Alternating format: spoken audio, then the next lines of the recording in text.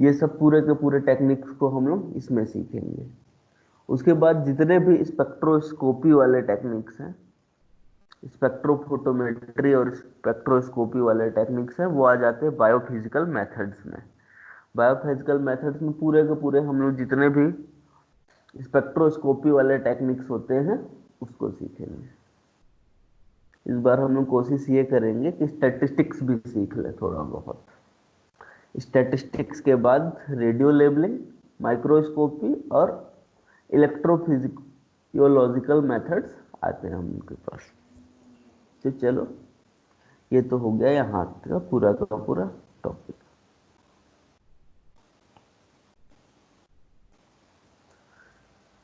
एक एक करके चीजें स्टार्ट कर रहे हैं हम लोग।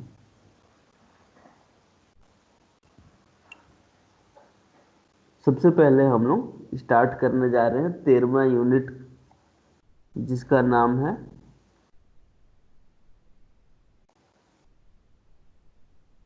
Methods in biology.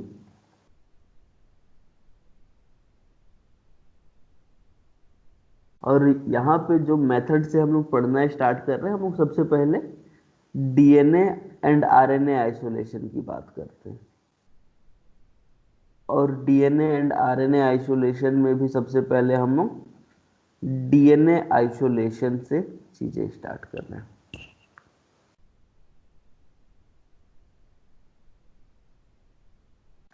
चलो, तो समझने की कोशिश करना है डीएनए को कैसे आइसोलेट किया जाए। फॉर एग्जाम्पल, कोई एक सेल ले लेते हैं। अब जैसे ही सेल का नाम आ रहा है, हम लोग के पास दो तरीके के सेल हो गए। एक हो गया प्रोकैरियोटिक सेल और एक हो गया यूकैरियोटिक सेल। अब यूकैरियोटिक सेल में भी देखोगे तो एक हो जाता है तुम्हारा एनिमल का सेल और एक हो जाता है प्लांट का सेल। फंगस का सेल भी होता है, लेकिन उसको प्लांट के सेल से ही कंपेयर कर लेंगे हम।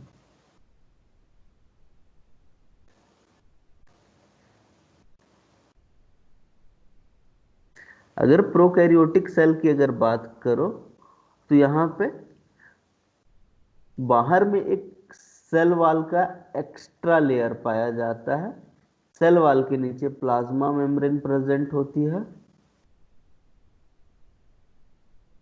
और जो जेनेटिक मटेरियल है हमारा, मीन्स हमारा जो डीएनए है, वो डीएनए साइटोसोल के पास प्रेजेंट होता है।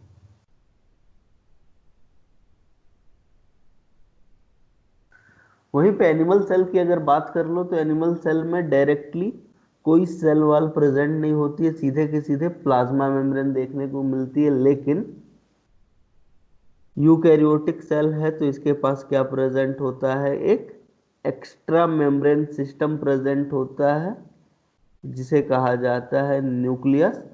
और जो जेनेटिक मटेरियल यानी कि डीएनए है, वो यहाँ न्यूक्लियस के अंदर प्रेजेंट होता है। सेम केस प्लांट के लिए भी है या फिर फंगस के लिए भी है। यहाँ पे क्या देखने को मिलता है, प्लाज्मा मेम्ब्रेन के बाहर एक एक्स्ट्रा लेयर देखने को मिलती है सेल वॉल की। उसके अलावा यहाँ पे न्यूक्लियस भी देखने को मिल रहा होता है।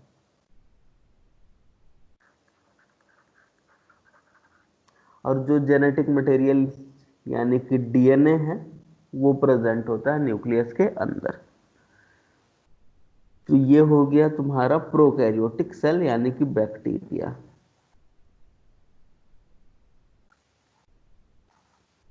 ये हो गया एनिमल सेल। अब ये वाला सेल हो गया प्लांट का सेल या फिर फंगस सेल।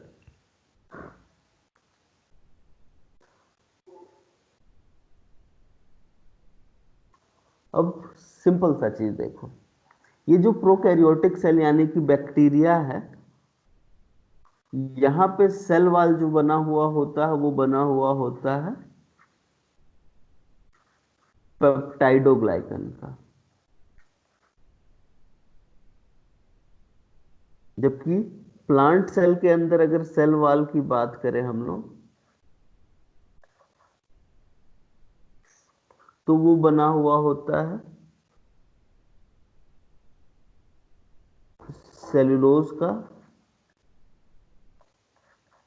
हेमी सेल्यूलोज का और पैक्टीन का।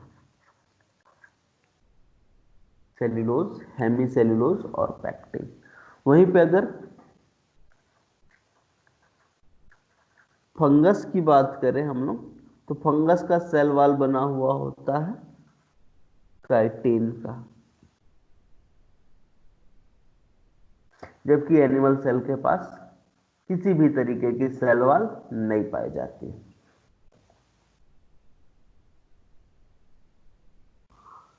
अब अल्टीमेटली एक और चीज यहीं पे समझ लो, कि ये जो प्रोकैरियोटिक सेल होते हैं, इनके पास कुछ एक्स्ट्रा डीएनए पाया जाता है, जो कि प्रेजेंट होता है साइटोसोल में ही, जिसको कहा जाता है प्लाज्मिड डीएनए।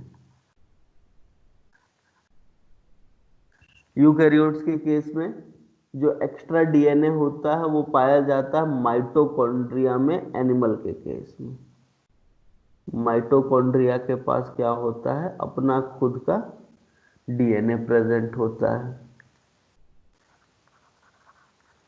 और प्लांट सेल की अगर बात करो, तो प्लांट सेल में माइटोकॉन्ड्रिया में भी अपना डीएनए प्रेजेंट होगा और क्लोरोप्लास्ट में भी अपना खुद का डीएनए प्रेजेंट होता है।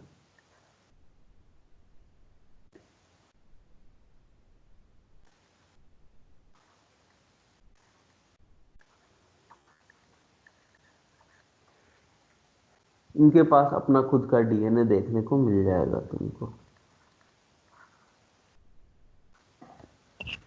अब सबसे पहला क्वेश्चन तुमसे बोला जाए कि डीएनए आइसोलेट करना है, तो क्वेश्चन ये उठता है कि कौन सा DNA.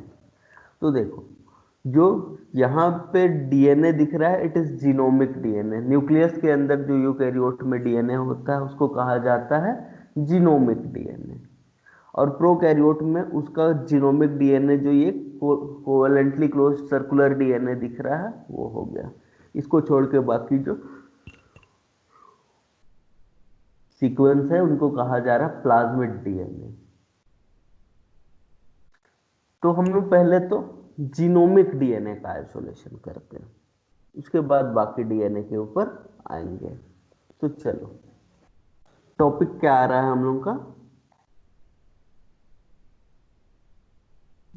Genomic DNA isolation, purification,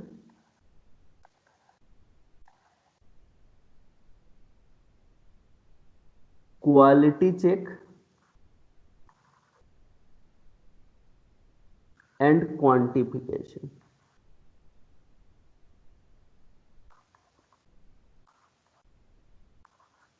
तो इस टॉपिक में हम लोग कुल मिलाकर 4 चीजें देख लेंगे। क्या क्या चीजें? सबसे पहला चीज तो जीनोमिक डीएनए को आइसोलेट कैसे किया जाएगा। आइसोलेट कर लिया गया तो उसको प्यूरिफाई कैसे किया जाएगा। प्यूरिफाई कर लिया गया तो ये चेक किया जाएगा कि क्वालिटी कैसा है उस डीएनए का, जो आइसोलेटेड डीएनए है, तो क्वालिटी चेक कैसे करेंगे। और क्वालिटी चेक करने के बाद ये चीज भी तो पता होना चाहिए कि हमने कितना ग्राम ऑफ द डीएनए को हमने आइसोलेट किया है, यानी कि क्वांटिटी कितनी है डीएनए की, तो क्वांटिफिकेशन। ये 4 चीजों के बारे में हम लोग पढ़ने जा रहे हैं। तो सबसे पहले हम लोग आ जाते हैं डीएनए के आइसोलेशन के ऊपर। पहला स्टेप है आइसोलेशन। अब जब हमको डीएनए का आइसोलेशन करना है, जीनोमिक डीएनए का, तो जीनोमिक डीएनए का आइसोलेशन 4 स्टेप में किया जा सकता है। सबसे पहला स्टेप जो यहाँ पे होता है वो होता है सेल की लाइसिस कराना। सेल की लाइसिस कराने से मतलब ये है कि अगर वो जो सेल हैं तो जो सेल का आउटर लेयर तुमको देखने को मिला है यहां पे, अब देखो in the case of bacteria, bacteria के केस में तुमको ये देखने को मिल रहा है कि बैक्टीरिया के पास सेल वॉल है और प्लाज्मा मेम्ब्रेन प्रेजेंट है। तो बाहर सबसे आउटर सेल वॉल की लेयर को हटाना और प्लाज्मा मेम्ब्रेन को भी गायब कर देना क्या आएगा लाइसिस स्टेप में। जबकि एनिमल सेल के केस में सेल वॉल तो है नहीं, प्लाज्मा मेम्ब्रेन को डिसॉल्व करना है ओनली, वो कहलाएगा लाइसिस। प्लांट और फंगस के केस में सबसे पहले वही चीज है कि पहले सेल वॉल को हटाओ, सेल वॉल को हटाने के बाद प्लाज्मा मेम्ब्रेन को डिसॉल्व कर देना इज द लाइसिस स्टेप। तो सबसे पहले अगर लाइसिस स्टेप फॉलो कर रहे हो तो तुमको ये पता होना चाहिए सेल के पास सेल वॉल प्रेजेंट है कि नहीं प्रेजेंट। अगर सेल वॉल प्रेजेंट है तो सबसे पहले हम सेल वॉल को हटाएंगे। तो सेल वॉल को कैसे हटाया जाएगा, तो सेल वॉल को डाइजेस्ट कर दिया जाएगा एंजाइम का यूज करके।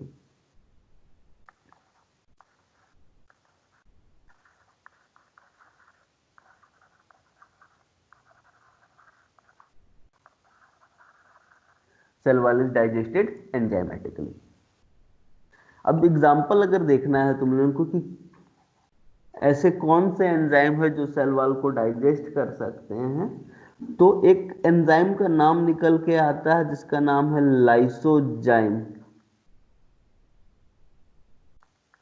जो कि काम करता है बैक्टीरिया सेल के ऊपर, और बैक्टीरिया का जो सेल वॉल पेप्टाइडोग्लाइकन का बना हुआ है उसको क्या कर देगा, डिग्रेड कर देगा, डाइजेस्ट कर देगा, तो बैक्टीरिया का सेल वॉल गायब हो जाएगा।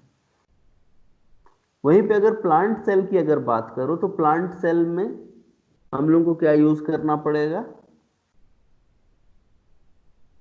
सेल्यूलेज, हेमीसेल्यूलेज और पैक्टिनेज।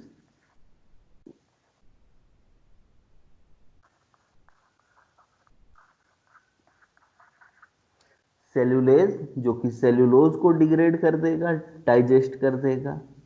हेमीसेल्यूलेज जो हेमीसेल्यूलोज को डाइजेस्ट करेगा। पैक्टिनेज जो पैक्टिन को डाइजेस्ट करेगा। तो प्लांट का सेल वॉल यहां पे क्या हो जाएगा, डाइजेस्ट कर दिया जाएगा। वहीं पे जब हम फंगस की बात करेंगे तो फंगस में सेल वॉल जो है वो काइटिन का बना हुआ होता है, तो काइटिनेज नाम का एंजाइम यूज किया जाएगा फंगस सेल के लिए,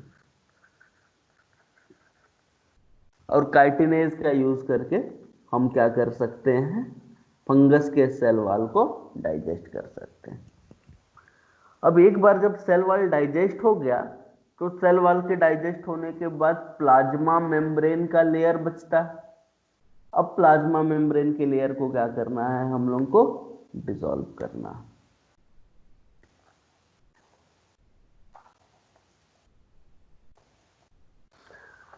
और डिसॉल्व करने के लिए हम क्या करेंगे,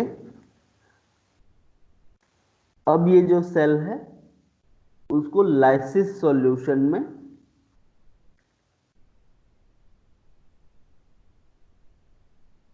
डिसॉल्व करेंगे। लाइसिस सॉल्यूशन जिसको डीएनए आइसोलेशन सॉल्यूशन भी कहा जाता है, उसको बनाने का तैयारी करते हैं हम। अब ये जो लाइसिस सॉल्यूशन है या फिर डीएनए आइसोलेशन वाला सॉल्यूशन है, उसमें कुछ केमिकल्स डाले जाते हैं। सबसे पहला केमिकल जो है यहां पे डाला जाता है वो है सी टैब। फुल फॉर्म बहुत बड़ा होता है, सिटाइल टेट्राएस्टाइल ऐसे करके कुछ होता है। सी टैब के बाद एक और चीज डाली जाती है जिसको कहा जाता है एसडीएस, सोडियम डोडाइसिल सल्फेट। एसडीएस के साथ ही साथ यहाँ पे एक और चीज डाला जाता है, वो होता है ईडीटीए। अब ये तीन इंपॉर्टेंट कंपोनेंट होते हैं। अब ये तीन इंपॉर्टेंट कंपोनेंट का काम क्या होता है, तो यहाँ पे ये जो सी टैब दिख रहा है और एसडीएस तुमको दिख रहा है, दे आर डिटर्जेंट।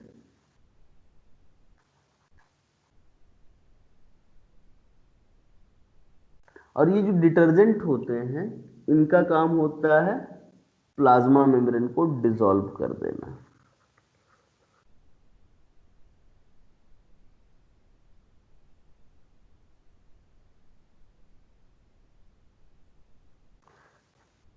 जितने भी मेम्ब्रेन पाए जा रहे हैं, जितने में भी मेम्ब्रेन का मतलब प्लाज्मा मेम्ब्रेन हो गया, चाहे ईआर का मेम्ब्रेन हो गया, चाहे गोल्जी बॉडी का मेम्ब्रेन हो गया, चाहे न्यूक्लियर मेम्ब्रेन हो गया, सभी के सभी मेम्ब्रेन को डिसॉल्व करने का काम किसका है? सी टैब का और एसडीएस का।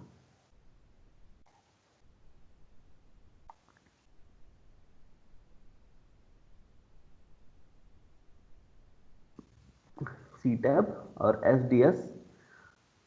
अगर बैक्टीरिया है तो उसमें प्लाज्मा मेम्ब्रेन को डिसॉल्व कर देंगे। अगर एनिमल या फिर प्लांट का सेल है तो जितने भी मेम्ब्रेन उसके सामने आएंगे वो सबको डिसॉल्व कर देगा।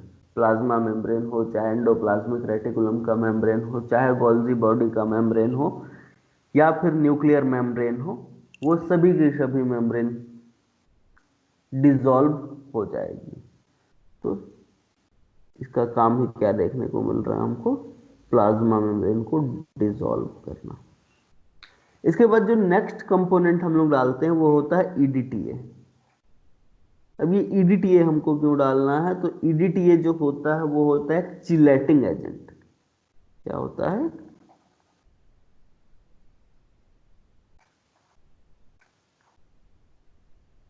चिलेटिंग एजेंट होता है। अब चिलेटिंग एजेंट किनको कहा जाता है? तो चिलेटिंग एजेंट वो एजेंट्स होते हैं जो आयंस को बाइंड कर सकते हैं, फ्री आयंस के साथ बाइंड कर सकते हैं और बाइंड करके उनको चिलेट कर सकते हैं। तो ये जो ईडीटीए होता है, ये ईडीटीए का काम होता है कि ये डाइवेलेंट कैटायन के साथ बाइंड कर जाएगा।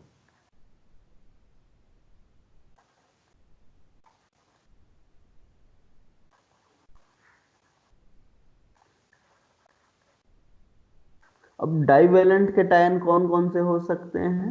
डाइवेलेंट कैटायन के एग्जाम्पल देखो तो सबसे पहला एग्जाम्पल निकल के आ सकता है कैल्शियम, मैग्नीशियम, कॉपर। फिर कैल्शियम, मैग्नीशियम, कॉपर हो गया, या फिर आयरन भी हो सकता है, Fe2+ भी देखने को मिल सकता है। तो जिसके जिसके ऊपर भी 2+ चार्ज है इनको क्या किया जा सकता है? बाइंड किया जा सकता है ईडीटीए के द्वारा।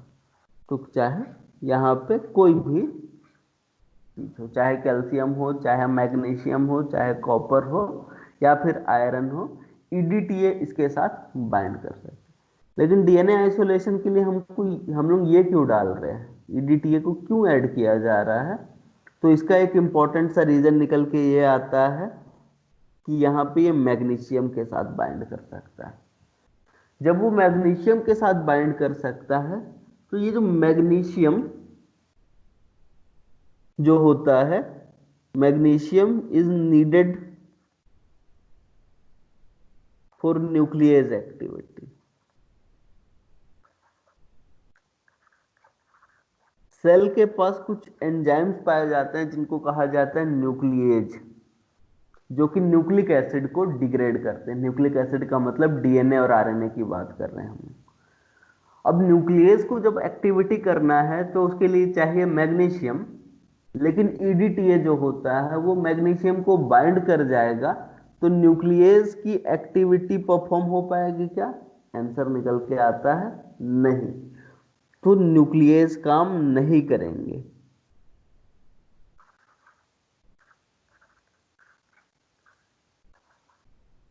और जब न्यूक्लियस काम नहीं करेंगे तो डीएनए किसी भी तरीके से डिग्रेड नहीं होगा।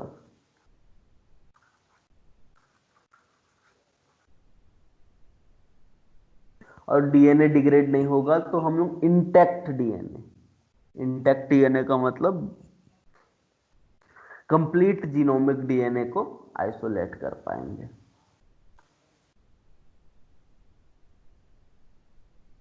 इसके अलावा हम एक और चीज डालते हैं, वो है NaCl। और NaCl डालने के पीछे आइडिया यही है कि वो DNA को स्टेबलाइज करें और उसकी सोल्यूबिलिटी को बढ़ाए।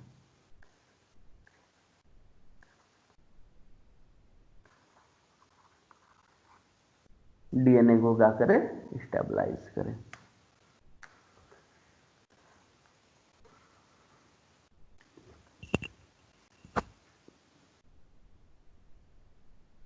तो हमने लाइसिस सॉल्यूशन बना लिया और लाइसिस सॉल्यूशन बनाने के बाद सेल को इसमें डाल दिया। चलो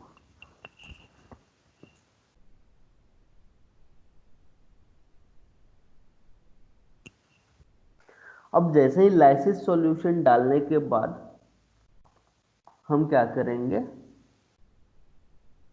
इसको 1 घंटे के लिए छोड़ देंगे। तो अब सिंपल सा 1 आवर के लिए छोड़ दिया गया। 1 आवर के अंदर जितना काम इसको करना होगा वो कर लेगा।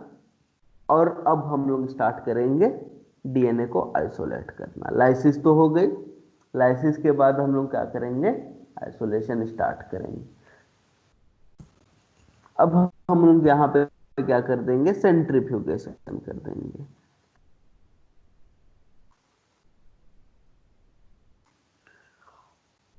और जैसे ही सेंट्रीफ्यूगेशन करेंगे तो जो सेल डेब्रिस है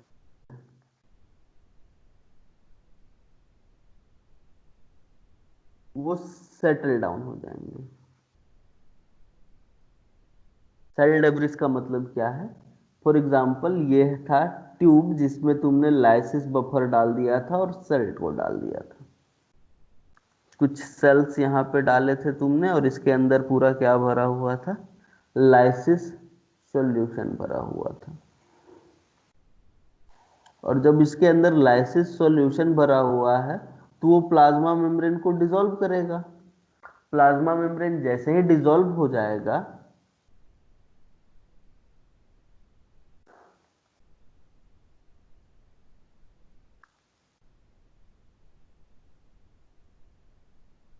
और जैसे ही प्लाज्मा मेम्ब्रेन डिसॉल्व होगा, सेल के अंदर के जितने भी कंपोनेंट है वो तो बाहर रिलीज हो जाएंगे। और जो प्लाज्मा मेम्ब्रेन हो गया और बाकी चीजें हो गई वो क्या कहलाएंगे, डेब्रिस कहलाएंगे। तो जैसे ही हम लोग क्या करेंगे, इस लाइसिस सॉल्यूशन से ट्रीट करने के बाद जब हम लोग क्या इसका सेंट्रीफ्यूगेशन कराएंगे तो जो भी एक्सेस में सेल का प्लाज्मा मेम्ब्रेन जो डिसॉल्व हो चुका है, जो भी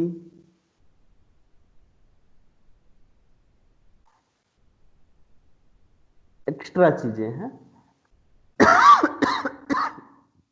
वो नीचे की तरफ सेटल डाउन हो जाएगी। इसको कहा जाएगा डेब्रिस, सेल डेब्रिस। और हमारा जो DNA है, RNA है और प्रोटीन है वो कहाँ आ जाएगा, सुपरनेटेंट में आ जाएगा।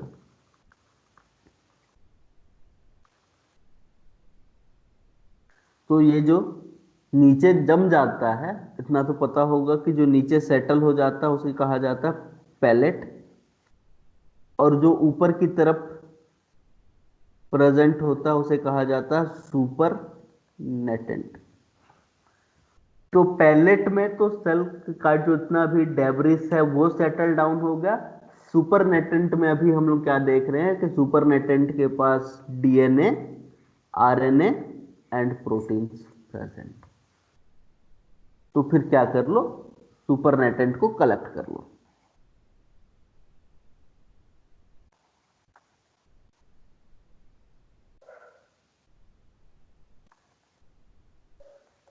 हमने सुपर नेटेंट को क्या कर लिया, कलेक्ट कर लिया। और कलेक्ट करने के बाद अब हम लोग दूसरे स्टेप के ऊपर आ जाते हैं, दूसरे स्टेज के ऊपर। अब हमने DNA को क्या कर लिया है, आइसोलेट कर लिया है। लेकिन DNA को आइसोलेट करने के साथ ही साथ हमको यहाँ पे प्रोटीन और RNA भी मिल गया। तो अब हम लोग क्या करेंगे, सेकेंड स्टेज फॉलो करेंगे जिसमें हम लोग कुछ एंजाइम्स का ट्रीटमेंट देंगे।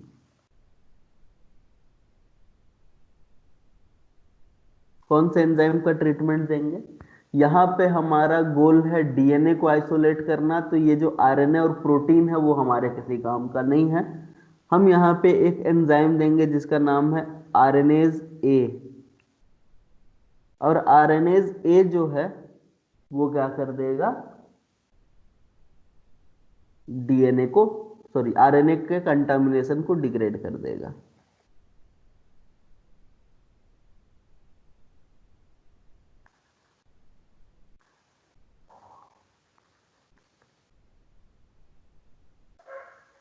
अगर एंजाइमेटिकली बात की जाए तो ये आरएनए को काटता है after adenine and uracil, sorry sorry sorry, adenine नहीं, पिरिमिडीन्स के बाद काटता है, साइटोसिन एंड यूरेसिल के बाद काट देगा।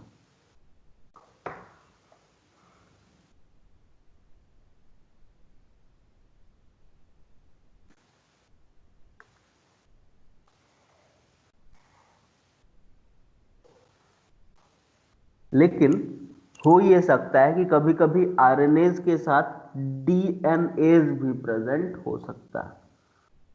अब जब आरएनएज के साथ जब डीएनएज प्रेजेंट होगा तो आरएनएज तो आरएनए को काटेगा, लेकिन डीएनएज जो है वो डीएनए को डिग्रेड करने की कोशिश करेगा।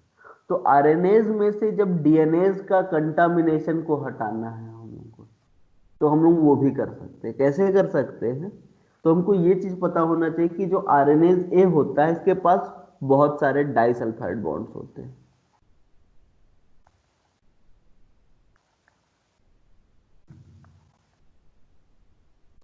अब डाइसल्फाइड बॉन्ड्स होने का फायदा क्या होता है कि जिस भी प्रोटीन के पास जितने ज्यादा डाइसल्फाइड बॉन्ड होंगे वो उतना ज्यादा हीट स्टेबल होता है।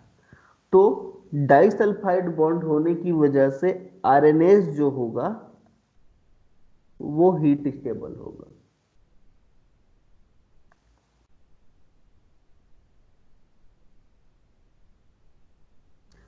हीट स्टेबल होने का मतलब पूरा का पूरा 90-100 डिग्री पे गर्म नहीं करना है, कुछ हीट स्टेबल होता है। मीन्स इसको हम लोग 40 to 50 डिग्री सेंटीग्रेड तक आराम से गर्म कर सकते हैं। लेकिन 40 to 50 डिग्री सेंटीग्रेड पे जब हम लोग गर्म करेंगे तो आरएनएज जो है उसके पास डाइसल्फाइड बॉन्ड होने की वजह से वो तो हीट स्टेबल होता है। लेकिन अगर हम लोग इसको प्री ट्रीट कर दें हीट से, हीट के साथ जब हम लोग इसको प्री ट्रीट कर देंगे तो डीएनएज का जितना भी कंटामिनेशन है वो डिग्रेड हो जाएगा।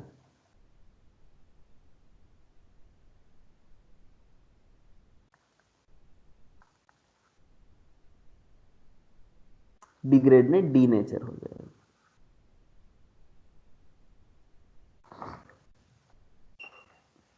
तो आरएनएज जो कि आरएनए के कंटामिनेशन को हटाता है, पिरिमिडीन के बाद कट लगाता है।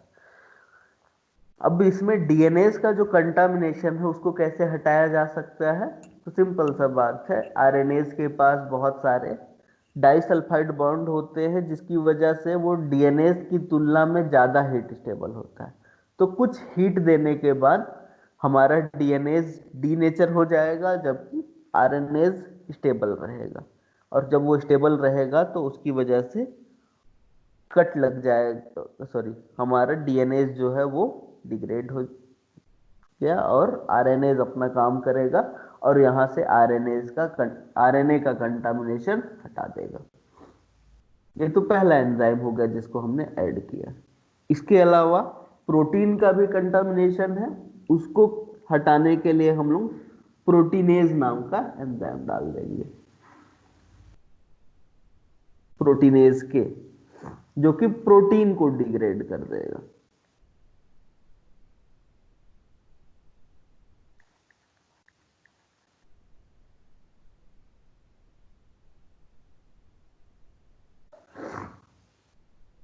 जो कि प्रोटीन के कंटामिनेशन को डिग्रेड कर देगा।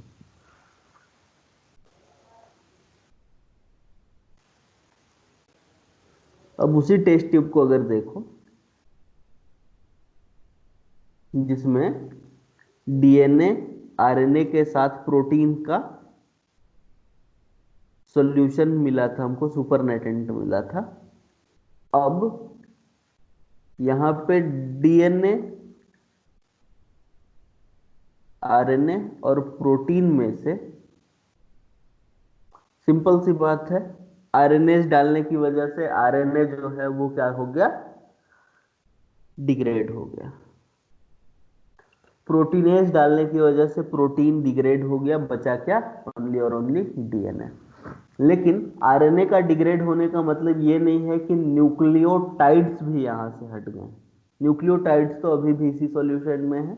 सेम प्रोटीन को डिग्रेड होने का मतलब ये नहीं है कि पूरा कंप्लीट प्रोटीन वहां से हट गया। एमिनो एसिड और छोटे पेप्टाइड्स जो हैं वो अभी भी इसी सॉल्यूशन में है। तो हमको ये जो चीजें बची हुई हैं उससे डीएनए को क्या करना पड़ेगा, सेपरेट करना पड़ेगा। और सेपरेट करने के लिए हमको क्या करना पड़ेगा, तीसरा स्टेप फॉलो करना पड़ेगा। और तीसरा स्टेप यहाँ पे है, वो कहलाता है फिनॉल क्लोरोफॉर्म एक्सट्रैक्शन।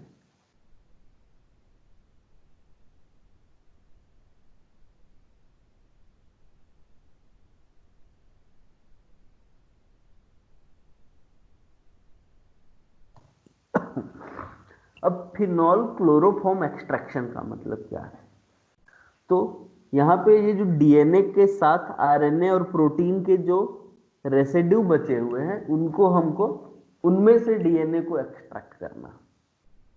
तो हमने क्या किया, सैचुरेटेड फिनॉल लिया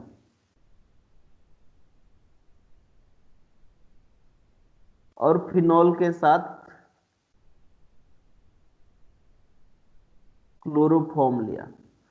कितने के रेशियो में, तो अगर 25 ml बना रहे हो तो 24 ml फिनॉल ले लो, 1 ml क्लोरोफॉर्म ले लो। अगर 50 ml बना रहे हो तो 48 ml फिनॉल ले लो, 2 ml क्लोरोफॉर्म ले लो। 100 ml बना रहे हो तो 96 ml फिनॉल ले लो, 4 ml क्लोरोफॉर्म ले लो। 24:1 के रेशियो में चाहिए। लेकिन एक इंपॉर्टेंट टर्म है यहाँ पे, हमको सैचुरेटेड फिनॉल चाहिए। हमको फिनॉल कैसा चाहिए, सैचुरेटेड चाहिए। तो बहुत सारे लैब में सैचुरेटेड फिनॉल पहले से आता है, लेकिन कुछ लैब में फिनॉल सैचुरेटेड नहीं होता। तो अगर तुम्हारे लैब में फिनॉल अनसैचुरेटेड है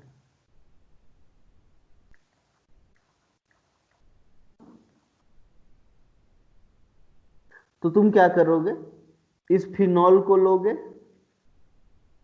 फिनॉल के साथ टीएई बफर मिला दोगे, या फिर जो बफर तुम यूज करोगे आगे, वो टीएई हो सकता है, टीबी हो सकता है, टीई बफर हो सकता है। कोई भी बफर मिला के क्या कर दोगे, इसको मिक्स करोगे वॉर्टेक्स के थ्रू। मिक्स करने के बाद टीएई को फिर से निकालोगे, डिकेंट कर दोगे। फिर उसके बाद जो फिनॉल है उसको फिर से टीएई में मिलाओगे, फिर मिक्स करोगे। और ये मिक्सिंग की प्रक्रिया 2-3 बार जब कर लोगे तो तुम्हारा फिनॉल जो है वो टीएई बफर से सैचुरेट हो जाएगा। ठीक है, तो अगर तुम्हारा फिनॉल अनसैचुरेटेड है तो तुमको कुछ नहीं करना है, सिंपल सा उसके अंदर बफर ऐड करना है और उस बफर के साथ मिला के उसको मिक्स करते जाना। जब उसको मिक्स करते जाओगे तो वो जो तुम्हारा फिनॉल है वो सैचुरेट होने लग जाएगा। तो ये प्रक्रिया टीएई बफर के साथ मिला के मिक्सिंग वाला 2-3 बार कर दो तो तुम्हारा फिनॉल सैचुरेट हो जाएगा। फिर उस सैचुरेटेड फिनॉल को 24:1 के रेशियो में तुमको लेना है। और यहां पे ये जो सॉल्यूशन है उसका पीएच रखना है 7। क्या रखना है, पीएच रखना है 7। और ये जो 24:1 का जो रेशियो से में बना हुआ फिनॉल और क्लोरोफॉर्म है उसको मिक्स कर देना है वो वाले सॉल्यूशन में जिसमें तुम्हारा डीएनए, आरएनए और प्रोटीन था। सिंपल सा बात अब है।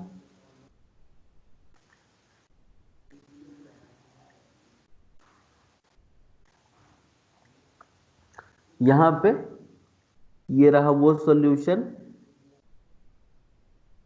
जिसमें डीएनए, आरएनए और प्रोटीन के रेसिड्यूज प्रेजेंट है।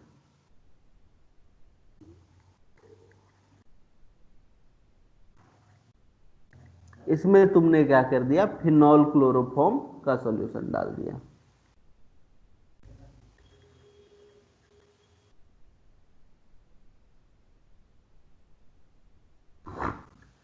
और इसका मिक्सिंग कर दिया, सेंट्रीफ्यूगेशन कर दिया।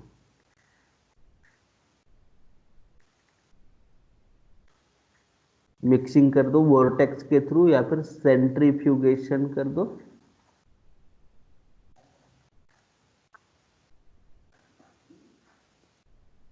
तो जैसे ही क्या करोगे तुम,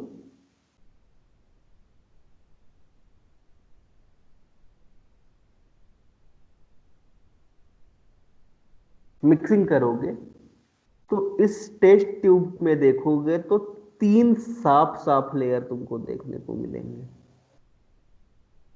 क्या देखने को मिलेगा? 3 साफ साफ लेयर तुमको देखने को मिलेंगे। सबसे नीचे जो लेयर होगा वो होगा फिनॉल का लेयर, उसके ऊपर होगा क्लोरोफॉर्म का लेयर और उसके ऊपर होगा हमारा एक्वस लेयर। 3 लेयर तुमको देखने को मिलेंगे। सबसे नीचे किसका लेयर है? फिनॉल का लेयर। उसके ऊपर क्लोरोफॉर्म का लेयर है और सबसे ऊपर जो है वो प्रेजेंट है हमारा एक्वस लेयर।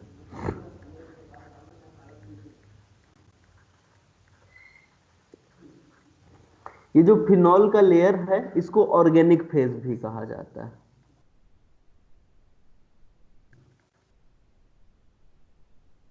क्या कहा जाता है? ऑर्गेनिक फेज भी कहा जाता है। और जो सबसे ऊपर वाले लेयर है उसको एक्वस फेज भी कहा जाता है।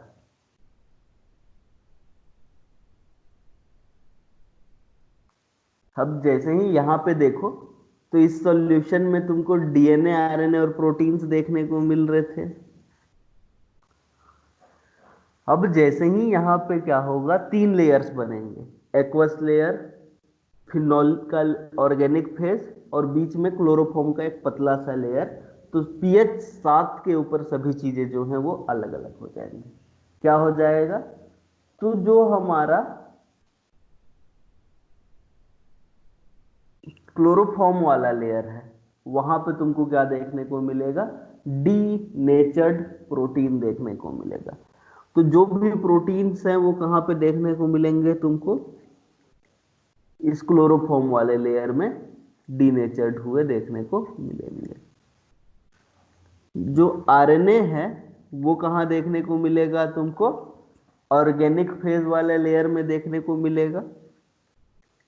और जो डीएनए है वो कहां देखने को मिलेगा तुमको? एक्वस फेज में देखने को मिलेगा। तो 3 लेयर बन जाएगा। पहले सबसे नीचे जो है वो वाटर वाटर मतलब फिनॉल का लेयर होगा जिसमें आरएनए होगा।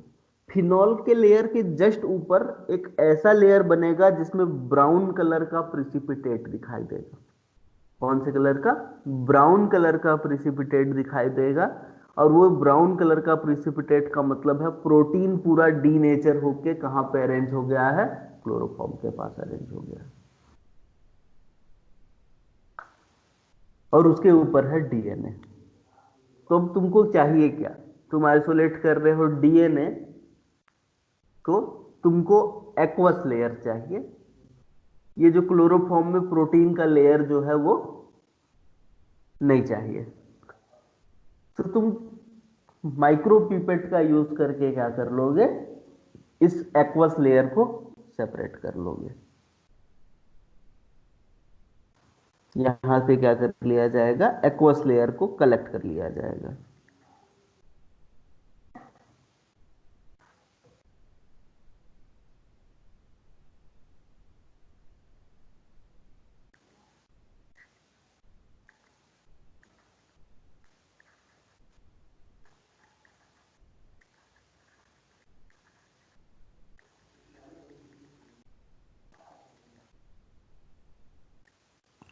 एक्वस लेयर को हमको कलेक्ट करना है, लेकिन जब एक्वस लेयर को कलेक्ट कर रहा है तो लालच में हम लोग को ऐसा नहीं करना है कि ये जो प्रोटीन वाला लेयर है उसको डिस्टर्ब कर दे।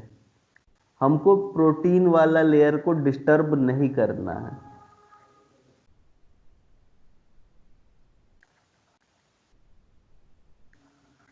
क्या करोगे तुम लोग, सिंपल सा,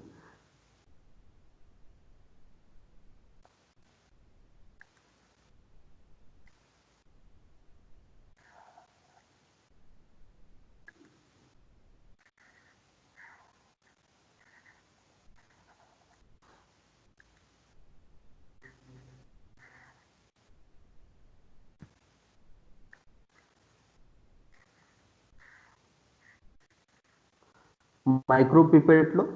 माइक्रो पिपेट से इसको आराम से धीरे धीरे करके सक करते रहो, लेकिन लालच के चक्कर में ऐसा मत करना कि सक करते करते यहां तक पहुंच जा और यहां से प्रोटीन को भी तुम सक कर लो। थोड़ा सा नीचे सैंपल बच जाता है तो बच जाने दो, थोड़ा बहुत बच जाएगा कोई दिक्कत नहीं, लेकिन प्रोटीन वाला जो लेयर है उसको हमको कभी भी डिस्टर्ब नहीं करना। क्योंकि प्रोटीन के लेयर को डिस्टर्ब कर दोगे तो तुम्हारा जो तुम डीएनए को कलेक्ट कर रहे हो वो डीएनए के साथ साथ प्रोटीन का कंटामिनेशन भी तुमको देखने को मिल जाएगा, और फिर से तुमको ये वाला चीज, ये वाला जो स्टेप है उसको रिपीट करना पड़ेगा। और जितना बार रिपीट करोगे तुम स्टेप को, उतने बार डीएनए का अमाउंट जो है वो लॉस होता जाएगा।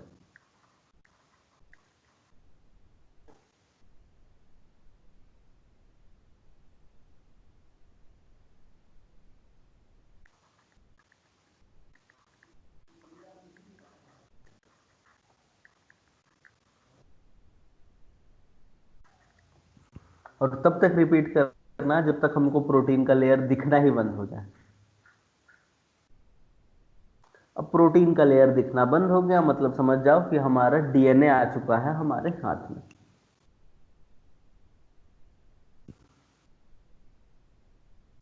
और माइक्रोपीपेट का यूज करके उसको नेक्स्ट ट्यूब में ट्रांसफर कर लो।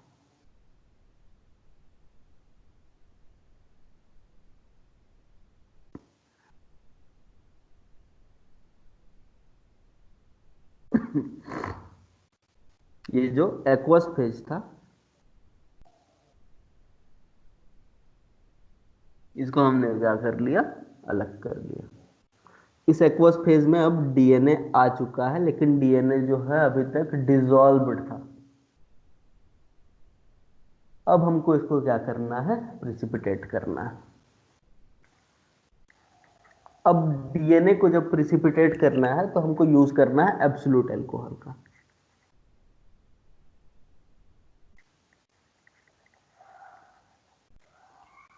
एब्सोल्यूट अल्कोहल मतलब आइसोप्रोपेनॉल, बिल्कुल चिल्ड, या फिर 70% अल्कोहल भी यूज कर सकते हो, लेकिन मोस्ट ऑफ द केसेस में कोई भी चीज यूज करो तुमको सक्सेस मिल जाएगी।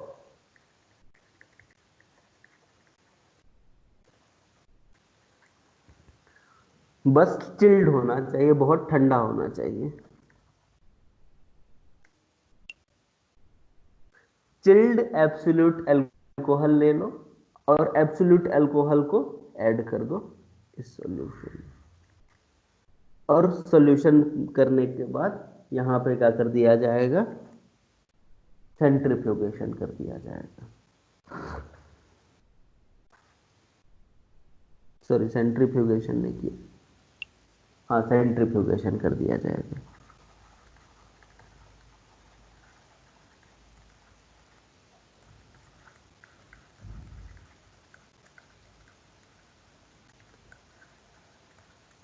और जैसे ही सेंट्रीफ्यूगेशन करोगे वैसे ही क्या देखने को मिलेगा तुमको, डीएनए का पैलेट देखने को मिलेगा, मतलब डीएनए जो है वो नीचे की तरफ जम जाएगा।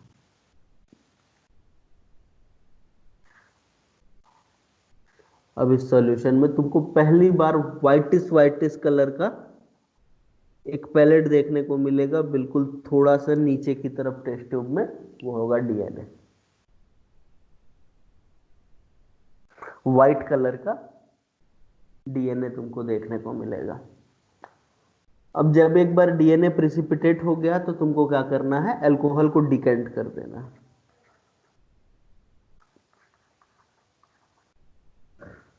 अल्कोहल डिकेंट हो गया, तुम्हारा सॉल्यूशन, मतलब तुम्हारे टेस्ट ट्यूब में अब डीएनए आ चुका है प्रिसिपिटेटेड। लेकिन डीएनए जो ये प्रिसिपिटेट हुआ है, इसको यूज करना है तो हम क्या करेंगे, यहां पे एक बफर ऐड करेंगे, टीएई बफर।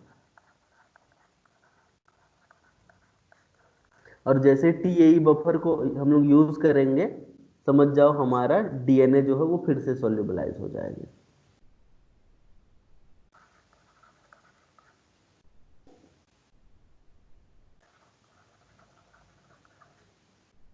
और फिर जब एक बार डीएनए सोल्यूबल हो गया है तो अब हम लोग आगे की चीजें कर सकते हैं।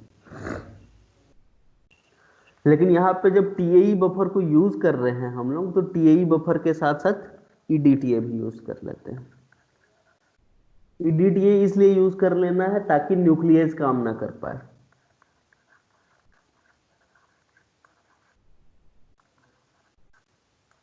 डीएनए काम ना कर पाए, ताकि ये जो हमने डीएनए इतना मेहनत के बाद आइसोलेट किया है वो अब डैमेज ना हो जाए, अब डिग्रेड ना हो जाए।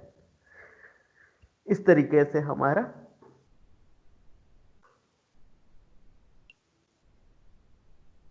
डीएनए आइसोलेट हो जाता है।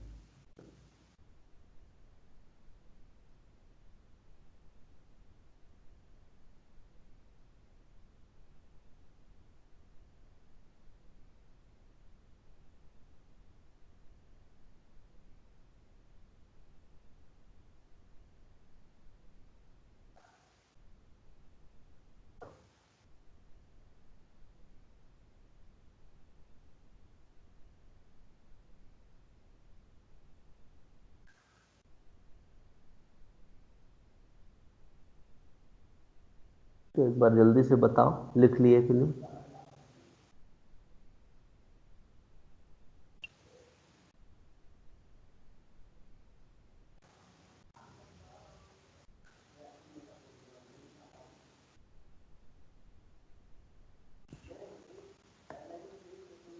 लिख लिए?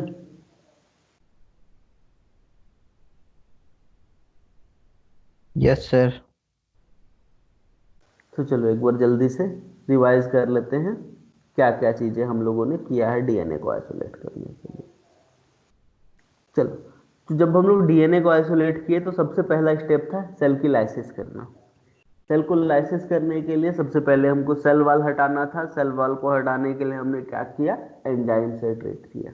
जैसे कि लाइसोजाइम यूज किया बैक्टीरिया का सेल वॉल को डाइजेस्ट करने के लिए, सेलुलेज, हेमीसेलुलेज और पैक्टिनेज प्लांट का सेल वॉल को डाइजेस्ट करने के लिए, काइटिनेज का यूज किया हमने फंगस के सेल वॉल को डाइजेस्ट करने के लिए। उसके बाद हम लोगों ने क्या किया, एक लाइसिस सॉल्यूशन बनाया।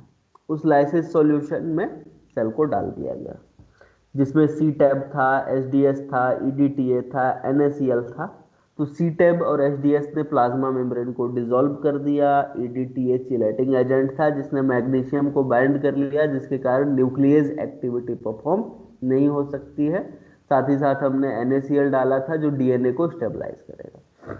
अब जैसे ही ये लाइसिस सॉल्यूशन में 1 घंटा छोड़ोगे तो जो सेल वॉल और प्लाज्मा मेम्ब्रेन डाइजेस्ट हुआ है और उससे डीएनए जो फ्री हो गया है, तो ये जो कंटामिनेशन है सेल वॉल का और प्लाज्मा मेम्ब्रेन का, उसको हमको हटाना था।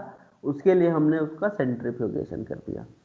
सेंट्रीफ्यूगेशन किया तो सेल के डेब्रिस जो है वो सेटल डाउन हो गए, और जो सुपर नेटेंट जिसमें डीएनए, आरएनए और प्रोटीन्स थे, उनको हमने क्या कर लिया, कलेक्ट कर लिया। कलेक्ट करने के बाद हमारा एम जो था वो डीएनए को आइसोलेट करना था, तो हमने आरएनएज और प्रोटीनेज का ट्रीटमेंट दिया, जिसके कारण आरएनए और प्रोटीन का डाइजेशन हो गया। और डाइजेशन होने के बाद हमने फिनॉल और क्लोरोफॉर्म से एक्सट्रैक्ट कर लिया।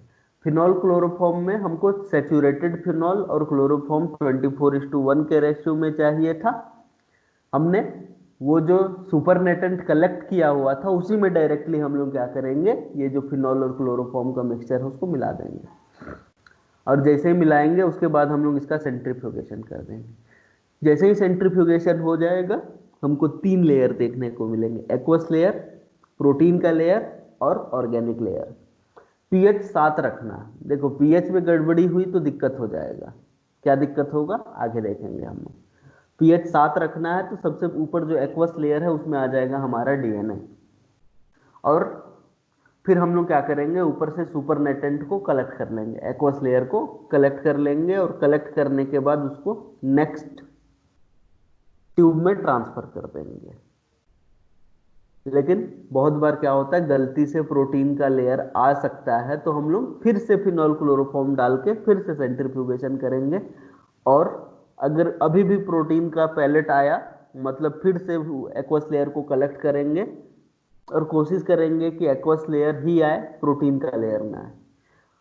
और उसके बाद हम उस सॉल्यूशन में जो एक्वस लेयर हमने आइसोलेट किया है उसमें एब्सोल्यूट अल्कोहल मिलाएंगे और चिल्ड एब्सोल्यूट अल्कोहल मिलाने के बाद उसका सेंट्रीफ्यूगेशन कर देंगे। और जैसे ही सेंट्रीफ्यूगेशन होगा तो जो हमारा डीएनए है वो पैलेट आउट हो जाएगा, प्रिसिपिटेट हो जाएगा। और प्रिसिपिटेट होने के बाद डीएनए तो आइसोलेट हो गया, लेकिन डीएनए को स्टोर करने के लिए हम लोग को डीएनए को सोल्यूबलाइज करना पड़ेगा टीएई बफर जिसमें ईडीटीए डाला हुआ है। उसको डालने के बाद हम इसको स्टोर कर सकते हैं, लेकिन ज़्यादा दिन तक स्टोर भी नहीं कर सकते। हम लोग 2 से 3 1 हफ्ता तक के लिए स्टोर कर सकते हैं, या फिर इसको डायरेक्टली क्या किया जा सकता है, यूज़ किया जा सकता है। लेकिन यूज करने से पहले हमको क्या करना पड़ेगा, डीएनए का क्वालिटी चेक करना पड़ेगा, क्वालिटी और क्वांटिटी चेक। तो चलो क्वालिटी चेक पे आते हैं।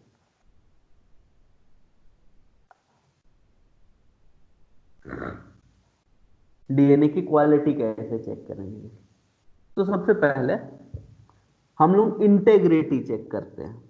क्या चेक करते हैं, इंटेग्रिटी।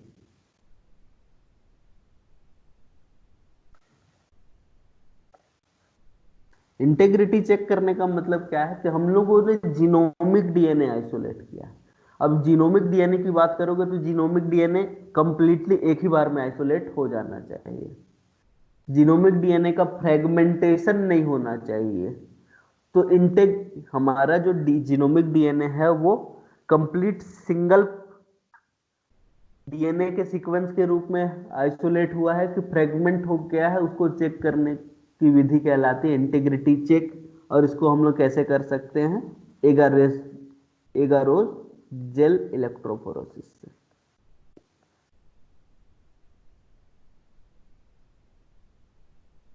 एगारोज जेल इलेक्ट्रोफोरेसिस करेंगे तो हमको क्या चीज मिलेगा, देखो सिंपल सा बात है। ये लिया बनाया हमने एगारोज का जेल, इसमें 2 वेल बनाया था हमने। अब एक वेल में ऐसा मानो कि एक कंप्लीट बैंड मिल रहा है हमको, बिल्कुल थिक बैंड। और एक जगह पे तुमको क्या मिल रहा है, बहुत सारे मल्टीपल थिन बैंड्स देखने को मिल रहे हैं। 2-3 बैंड तुमको देखने को मिल गए। एक और वेल बना लेते हैं।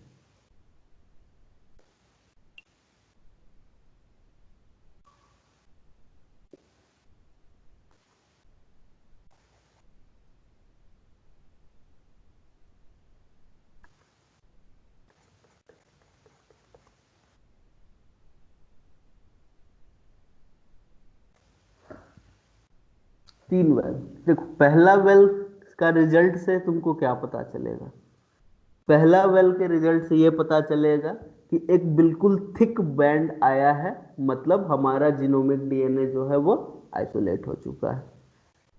और जीनोमिक डीएनए जो है वो इंटीग्रल है, अभी भी वो टूटा हुआ नहीं है, सिंगल फॉर्म में प्रेजेंट है।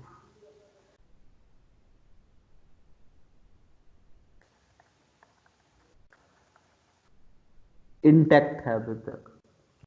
जबकि दूसरा वाला बेंडिंग पैटर्न देख के तुमको क्या पता चलेगा कि जीनोमिक डीएनए जो है वो फ्रेगमेंट हो चुका है।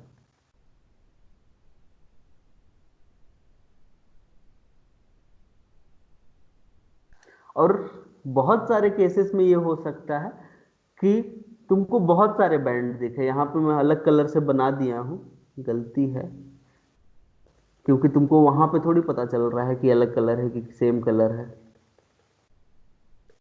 तुमको एक ऐसा बैंड देखने को मिलेगा जिसमें बहुत सा धुंधला धुंधला बैंड होगा, बहुत धुंधला धुंधला बैंड होगा, जिसको कहा जाता है स्मीयर।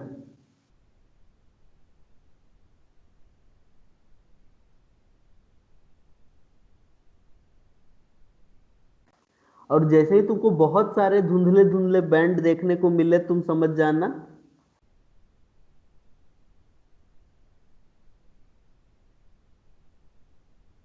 कि तुम्हारे डीएनए के साथ आरएनए का कंटामिनेशन प्रेजेंट है।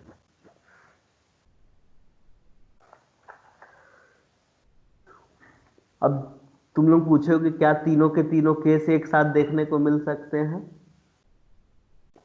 मे बी, हो भी सकता है, नहीं भी हो सकता। अगर तुमने अच्छे से पूरा का पूरा प्रोटोकॉल फॉलो किया है तो इंटैक्ट जीनोमिक डीएनए आइसोलेट हो सकता है।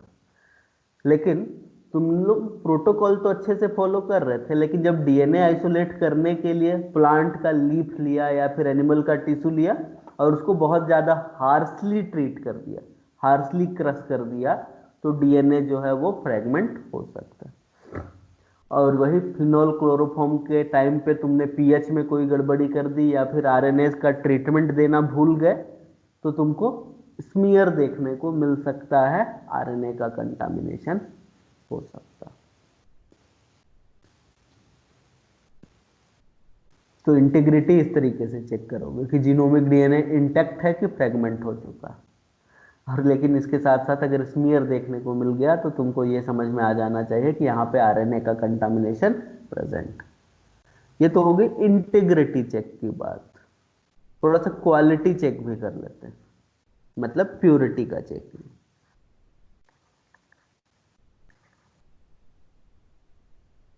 कि क्या डीएनए प्योर है या फिर प्योरिटी नहीं है। तो प्योरिटी चेक करने के लिए हमको स्पेक्ट्रोफोटोमीटर चाहिए।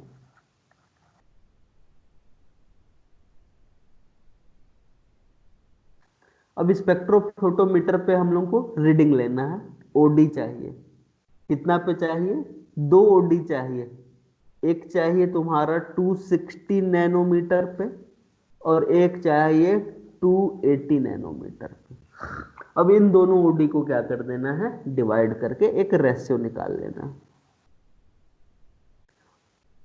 260 अपॉन 280 एनएम के ऊपर जो भी ओडी आ रहा है उसका रेशियो चाहिए हम लोग को।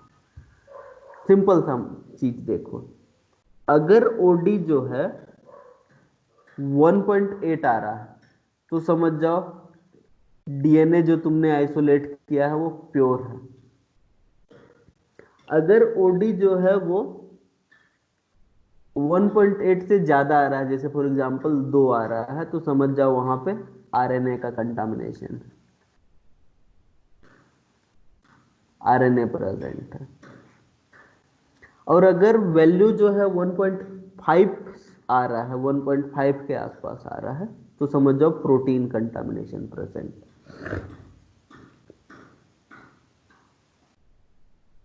तो अगर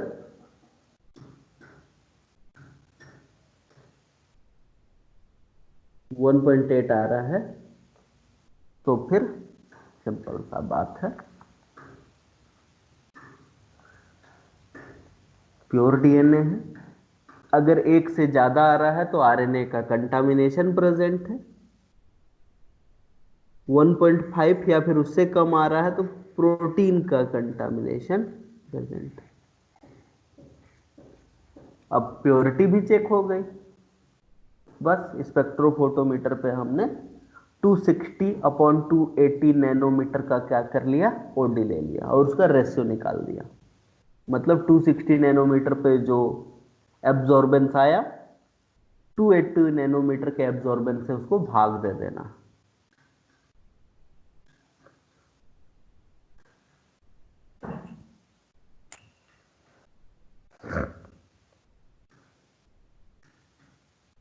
तो ये तो हो गया प्योरिटी चेक की बात।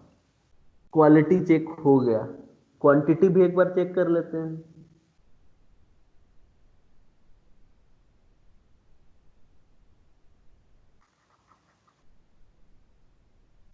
क्वांटिटी भी क्या किया जा सकता है, स्पेक्ट्रोफोटोमीटर के द्वारा चेक किया जा सकता है।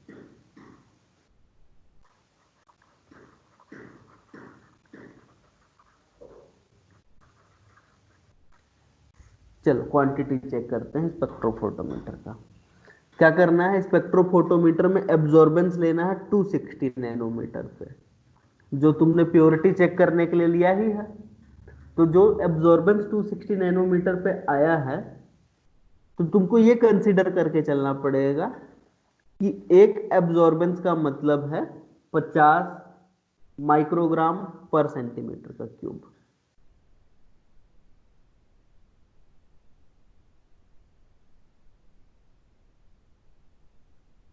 तुमको ये कंसीडर करना है कि एक एब्जॉर्बेंस यूनिट जो है इज इक्वल्स टू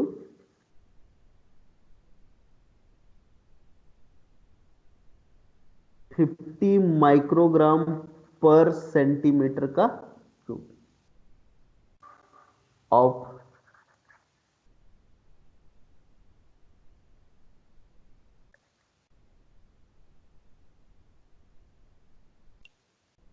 डीएनए।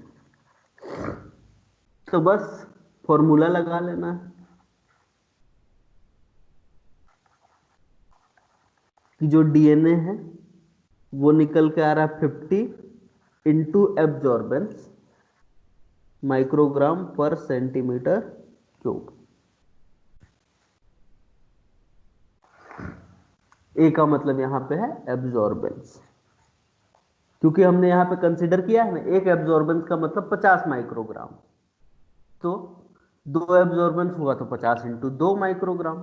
तीन एब्जॉर्बेंस निकल के आया तो 50 इंटू 3 माइक्रोग्राम। लेकिन ये तो कंसिडर करके हम लोग चल रहे हैं, हम लोग अप्रोक्सीमेटली यहाँ पे डीएनए का क्या कर सकते हैं, वैल्यू निकाल सकते हैं। ये पहला तरीका था। हम लोग दूसरा एकदम बिल्कुल एग्जैक्ट वैल्यू निकाल सकते हैं। पहला तरीका क्या था, हमने जो एब्जॉर्बेंस निकाला था 260 नैनोमीटर पे, तो हमने यही मान लिया कि जो 260 नैनोमीटर पे एक एब्जॉर्बेंस निकल के आएगा उसका मतलब है 50 माइक्रोग्राम ऑफ द डीएनए। तो दो एब्जॉर्बेंस का मतलब निकल के आ जाएगा 100 माइक्रोग्राम, तीन एब्जॉर्बेंस का मतलब 150 माइक्रोग्राम।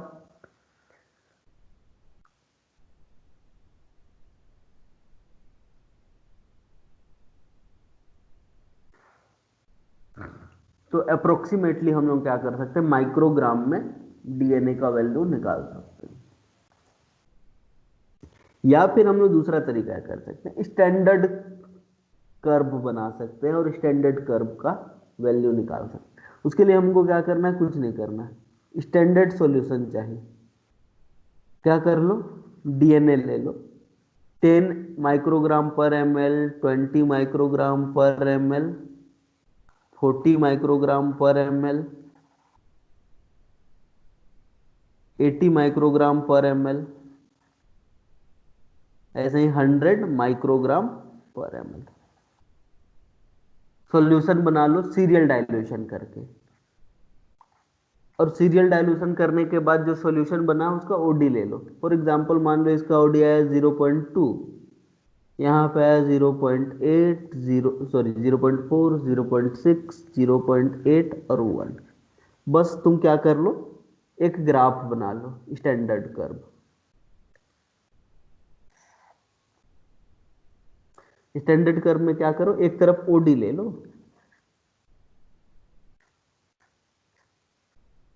एक तरफ कॉन्सेंट्रेशन ले लो। तो सिंपल सा बात देखो, जब कॉन्सेंट्रेशन 10 माइक्रोग्राम था तो ओडी निकल के आया था 0.2।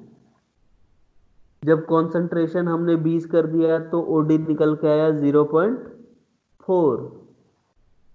जब हमने उसको 40 माइक्रोग्राम कर दिया तो ओडी निकल के आया 0.6। 80 कर दिया तो ओडी निकल के आया 0.8 और निकल के आया वो 1। बस एक सीधी रेखा मिल गई हमको।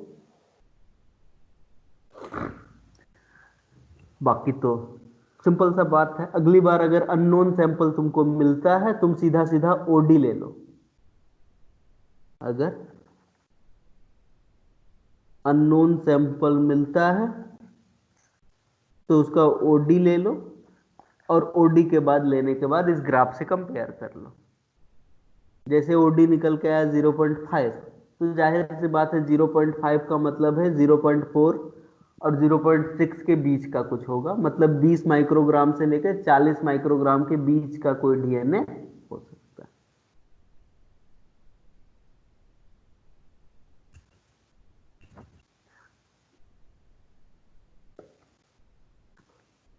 तो स्टैंडर्ड कर्व एक बार अगर बन जाएगा तो तुम लोग बाकी चीजें एकदम आराम से कर पाओगे।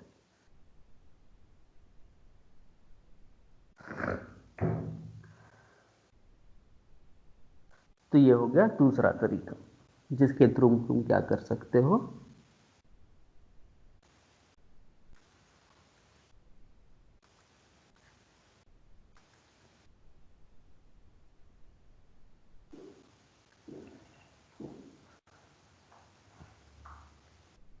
डीएनए का कॉन्सेंट्रेशन निकाल सकते हो। तो ये हो गया पहला तरीका जीनोमिक डीएनए आइसोलेट करने का।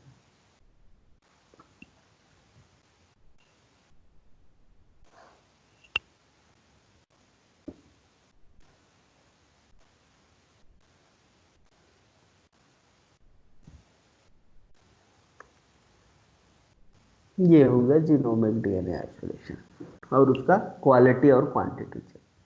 ऐसे ही तुम क्या कर सकते हो, प्लाज्मिड डीएनए को भी आइसोलेट कर सकते हो। और प्लाज्मिड डीएनए को आइसोलेट करने का सबसे सिंपल तरीका है डेंसिटी ग्रेडियंट सेंट्रीफ्यूगेशन करवा लो।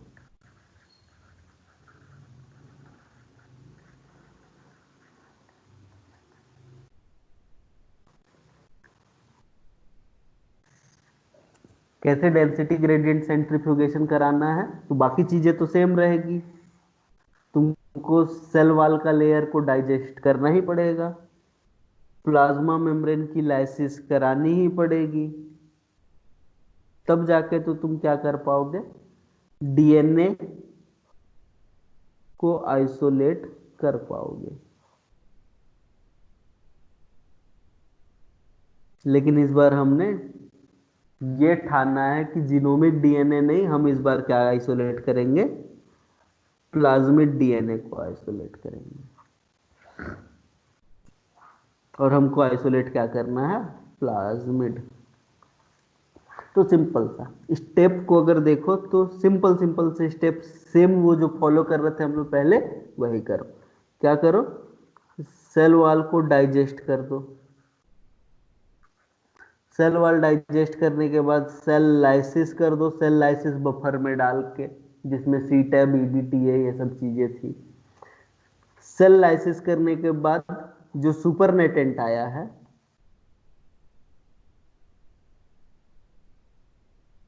उसका एंजाइमेटिक ट्रीटमेंट कर दो।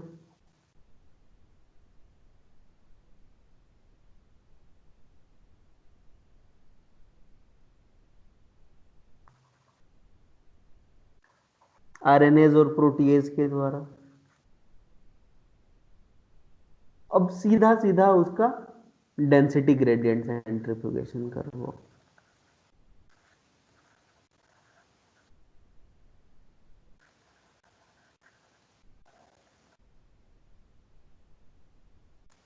क्या करा दो, डेंसिटी ग्रेडियंट सेंट्रीफ्यूगेशन करा दो। कैसे करा सकते हो? तो सिंपल सा तरीका है। डेंसिटी ग्रेडियंट सेंट्रीफ्यूगेशन में क्या होता है, एक ट्यूब है जिसके अंदर तुमने सीजियम क्लोराइड या फिर सुक्रोज का डेंसिटी का ग्रेडियंट बनाया हुआ। डेंसिटी का ग्रेडियंट का मतलब क्या है कि जैसे जैसे तुम नीचे आते जाओगे वैसे वैसे डेंसिटी जो है वो इंक्रीज होती चली जाएगी। सॉरी।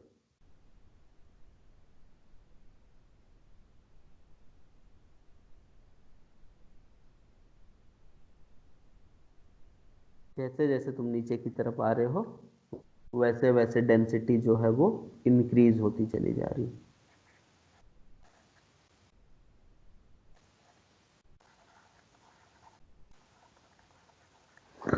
और इसको हमने मेंटेन कैसे किया है, डेंसिटी का ग्रेडियंट बनाया है, या तो सीजियम क्लोराइड का यूज किया है CaCl2, या फिर हम लोग यहाँ पे सुक्रोज का यूज भी कर सकते हैं। नीचे में सीजियम क्लोराइड जो है वो बहुत ज्यादा हाई कॉन्सेंट्रेशन में, उसके ऊपर सीजियम क्लोराइड का थोड़ा लो कॉन्सेंट्रेशन, उसके ऊपर और थोड़ा लो कॉन्सेंट्रेशन, और उसके ऊपर और कम कॉन्सेंट्रेशन। तो सीजियम क्लोराइड का कॉन्सेंट्रेशन जहां पे ज्यादा है वहां पे डेंसिटी ज्यादा होगी, जहां पे सीजियम क्लोराइड का कॉन्सेंट्रेशन कम है वहां पे डेंसिटी कम है। बस ये जो सुपरनेटेंट आया, इस सुपरनेटेंट को तुमको क्या करना है, इस पे डाल देना।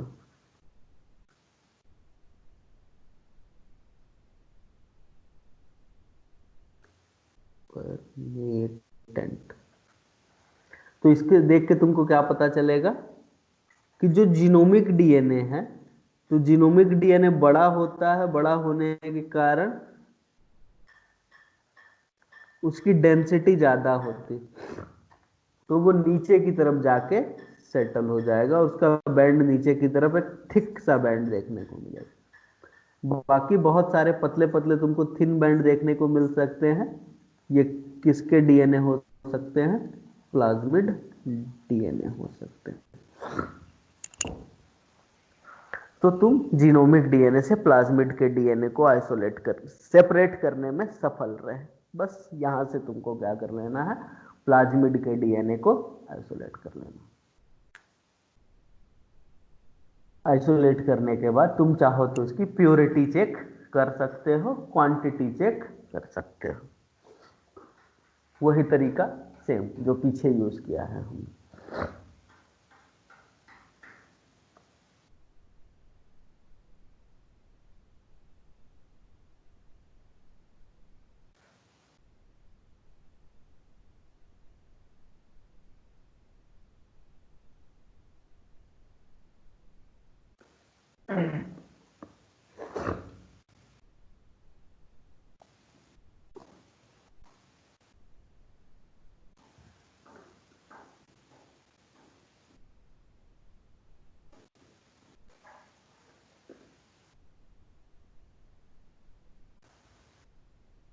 इस तरीके से तुम लोग प्लाज्मिड को आइसोलेट कर सकते हो। लेकिन अगर तुम्हारे लैब के पास पैसा है तो तुमको इतना मेहनत करने का जरूरत नहीं पड़ेगा। आजकल किट्स आते हैं, DNA isolation kit. Genomic DNA को आइसोलेट करने के लिए अलग आइसोलेशन किट आएगा, प्लाज्मिड डीएनए को आइसोलेट करने के लिए अलग आइसोलेशन किट आता है। इन आइसोलेशन किट का प्रोटोकॉल के हिसाब से तुम क्या कर सकते हो, जीनोमिक डीएनए आइसोलेट कर सकते हो या फिर प्लाज्मिड डीएनए को भी आइसोलेट कर सकते हो। तो आजकल डीएनए आइसोलेशन किट आने लग गए, उन किट का यूज करके डीएनए का आइसोलेशन कराया जा सकता है।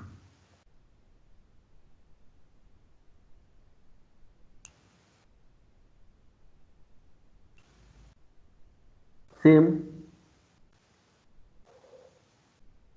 फिनोमिनन लागू होगा आरएनए आइसोलेशन के लिए। चलो आरएनए आइसोलेशन भी देख लेते हैं।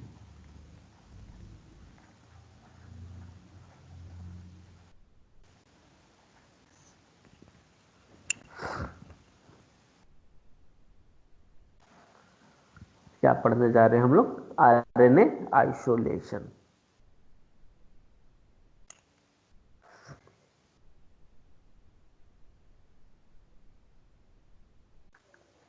आरएनए आइसोलेशन का भी सिंपल सा तरीका है।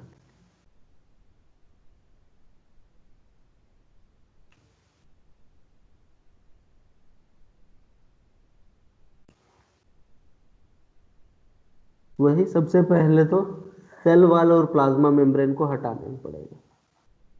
तो सबसे पहला स्टेप, सेल वॉल को डाइजेस्ट कर दो।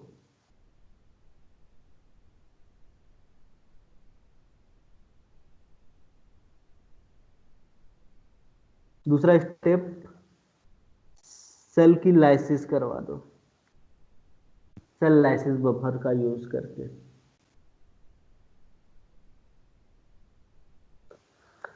लेकिन एक चीज याद रखना, जब हम लोग आरएनए का आइसोलेशन कर रहे हैं तो आरएनए जो होता है उसका आइसोलेशन थोड़ा सा सोफिस्टिकेटेड हो जाता है, थोड़ा सा केयरफुली करना पड़ता है डीएनए आइसोलेशन की तुलना में। कैसे? तो देखो, सबसे पहली बात, जब हम क्या कर रहे हैं, आरएनए को आइसोलेट करने की कोशिश कर रहे हैं, तो हमारे जो हैंड्स हैं, पाम्स हैं, उन हैंड्स के ऊपर exogenous RNA present, RNase present हो सकता है जो आरएनए को डिग्रेड कर सकता है। तो तुमको अपने हैंड को क्या करना पड़ेगा, ग्लव्स से कवर करके रखना पड़ेगा। तो क्या बात निकल के आ रही है, जो हमारे हैंड्स हैं, it can have exogenous RNase, हमारे हाथ के पास एक्सोजीनस आरएनएज प्रेजेंट हो सकते हैं। तो ग्लव्स जो है यहाँ पे बहुत इंपॉर्टेंट हो जाते हैं। डीएनए आइसोलेशन के टाइम पे भी अगर ग्लव्स पहन के रखोगे तो ज्यादा अच्छा है, बहुत ज्यादा अच्छा है, क्योंकि तुम्हारे हाथ में बैक्टीरिया का कंटामिनेशन हो सकता है। तुम बैक्टीरिया का डीएनए को भी अपने सैंपल के साथ मिक्स कर सकते हो। तो सबसे ज्यादा अच्छा है कि तुम जब भी लैब्स में जाओ एक फ्रेश ग्लव्स पहनो। तो हैंड जब आरएनए आइसोलेट कर रहे हो तो तुम्हारे हाथ के ऊपर ग्लव होना चाहिए। दूसरी बात, जितने भी बर्तन हैं, मतलब यूटेंसिल जो यूज करने वाले हो तुम, बर्तन में सॉरी, जितने भी यूटेंसिल यूज करने वाले हो, चाहे ग्लास के वेसल्स हो गए, चाहे मेटल के जो चीजें यूज करने वाले हो तुम लोग, उसको तुमको पहले ट्रीट करना पड़ेगा आरएनएज इनहिबिटर के साथ। तो all the utensils are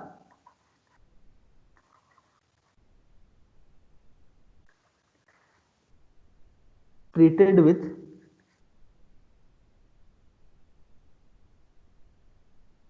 RNase inhibitor।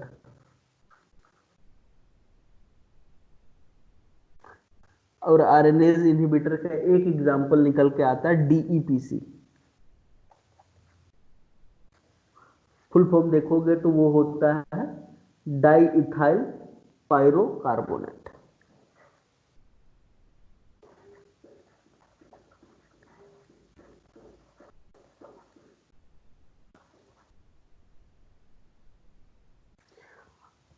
और ये जो डीईपीसी है ये आरएनएज को इनहिबिट कर सकता है।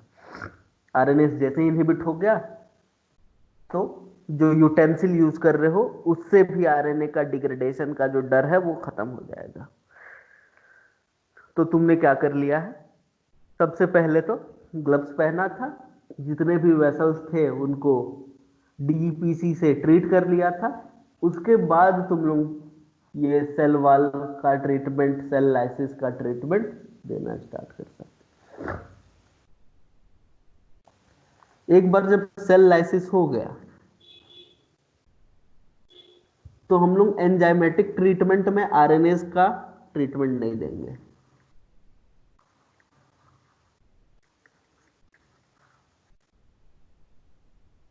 लेकिन प्रोटीनेज का ट्रीटमेंट देंगे।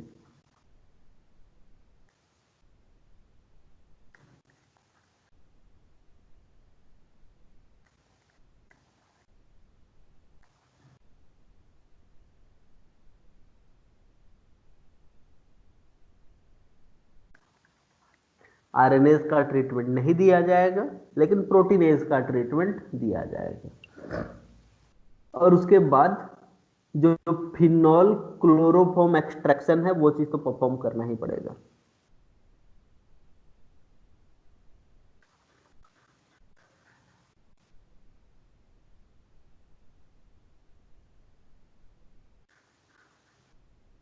फिनॉल क्लोरोफॉर्म एक्सट्रैक्शन, जब फिनॉल क्लोरोफॉर्म एक्सट्रैक्शन करोगे तो फिनॉल और क्लोरोफॉर्म सेम वही रेशियो में लोगे। फिनॉल क्लोरोफॉर्म सेम उसी रेशियो में लोगे। सेचुरेटेड फिनॉल रहेगा 24, क्लोरोफॉर्म रहेगा 1, लेकिन पीएच इस टाइम पे रखेंगे हम लोग 4, मतलब एसिडिक पीएच रहेगा। बेसिक पीएच भी नहीं रख सकते हम लोग। बेसिक पीएच क्यों नहीं रख सकते? क्योंकि बेसिक पीएच पे आरएनए अपने आप डिग्रेड होना स्टार्ट हो जाता है। तो हमने क्या किया है, एसिडिक पीएच मेंटेन किया हुआ है। बस अब फिनॉल क्लोरोफॉर्म एक्सट्रैक्शन करवा दो तो तुमको क्या देखने को मिलेगा, टेस्ट ट्यूब में फिर 3 लेयर देखने को मिलेंगे। कौन कौन से लेयर? तो सबसे नीचे फिनॉल का लेयर,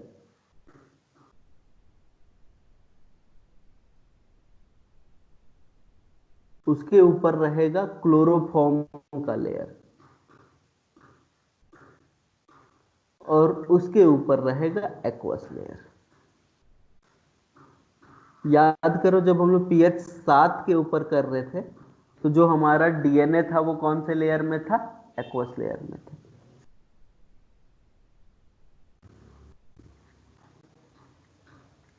जिसको फिनोलिक लेयर, जिसको ऑर्गेनिक लेयर भी हमने बोला था, यह है एक्वस लेयर, और बीच में क्लोरोफॉर्म का लेयर। इस टाइम पे पीएच के ऊपर मेन फोकस करना है हम लोग को। पीएच कितना रखे हैं हम लोग? 4।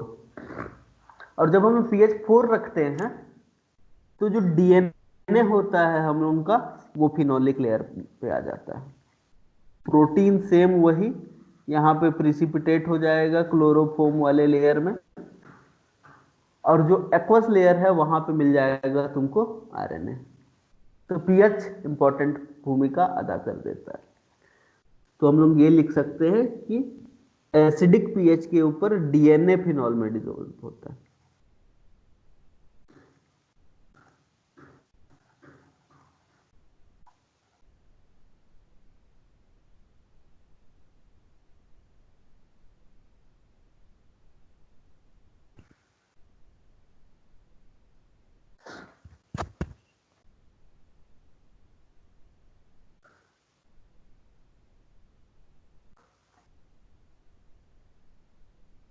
और सिंपल सा बात था, एक्वस लेयर को ले लिया गया।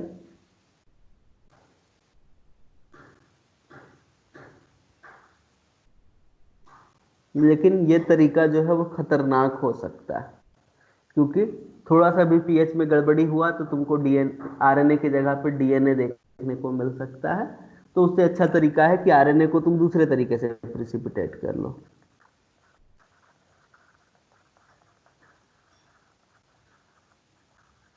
एक केमिकल है जिसका नाम होता है ग्वानिडियम थायोसाइनेट।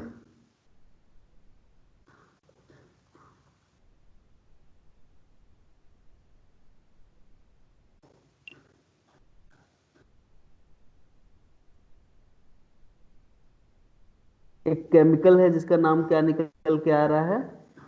ग्वानिडियम थायोसाइनेट निकल के आ रहा है। हमको क्या करना है, फिनॉल क्लोरोफॉर्म का कोई ट्रीटमेंट नहीं देना है। जैसे ही सेल का लाइसिस हुआ, सेल का लाइसिस होने के बाद हम लोग ग्वानिडियम थायोसाइनेट को यूज कर लेंगे, और ये जो ग्वानिडियम थायोसाइनेट है वो आरएनए को प्रिसिपिटेट करवा देगा, साथ ही साथ और काम करवाएगा।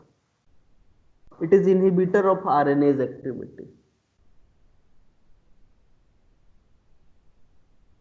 आरएनएज एंजाइम को इनहिबिट कर देगा, साथ ही साथ प्रोटीन को डीनेचर कर देगा।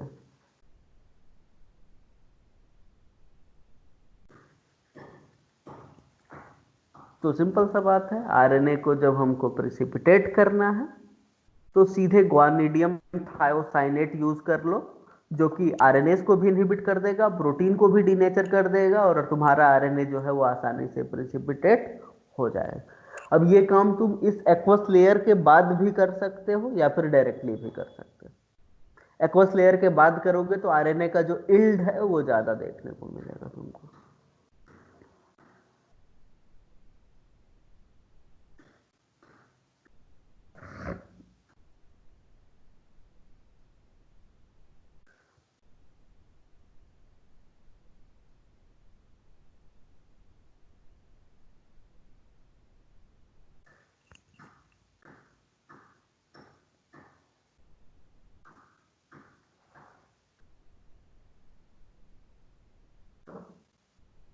तुम्हारा आरएनए जो है वो आइसोलेट हो चुका है।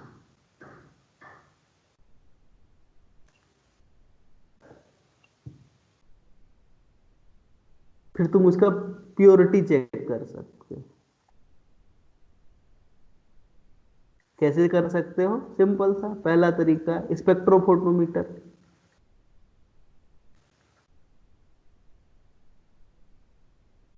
क्या करना है? ओडी लेना है। कितना पे? 260 पे और 280 एनएम पे। और ओडी जो है वो 1.5 या फिर उससे कम आना चाहिए। ओडी जो है वो 1.5 या फिर उससे, सॉरी 1.8 से ज्यादा आना चाहिए। 1.5 से कम आ गया मतलब तो प्रोटीन का बात होगी।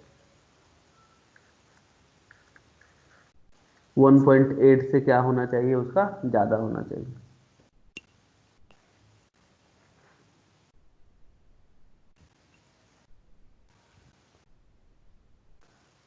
तो 1.8 से ज्यादा आया मीन्स आरएनए है वहां पे।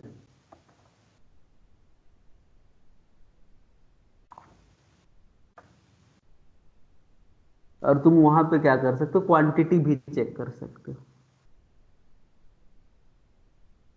क्वांटिटी कैसे चेक कर सकते हो? तो जैसे डीएनए का तुमने क्वांटिटी चेक किया था, तो ये माना था ना कि एक absorbance is equals to 50 microgram होगा, तो यहाँ पे एक एब्जॉर्बेंस इज इक्वल्स टू होता है 40 माइक्रोग्राम पर सेंटीमीटर क्यूब। तो तुम क्या कर सकते हो? आरएनए का कॉन्सेंट्रेशन भी निकाल सकते हो। सिंपल सा 40 इंटू एब्जॉर्बेंस माइक्रोग्राम इन पर सेंटीमीटर क्यूब।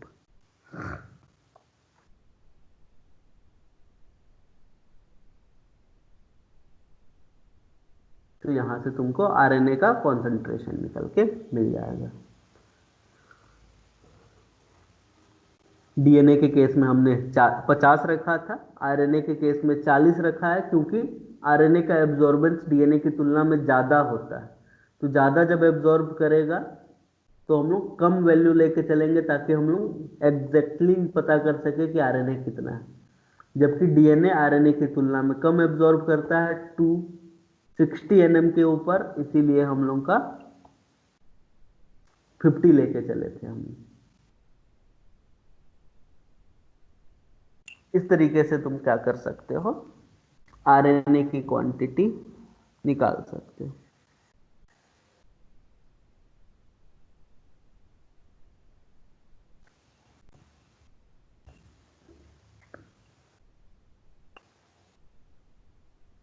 और तुम्हारा आरएनए आइसोलेट हो गया। लेकिन जब आरएनए को देखोगे तो आरएनए में 3 तरीके के आरएनए हो सकते हैं। आर आरएनए हो सकता है, टी आरएनए हो सकता है, और एमआरएनए हो सकता है।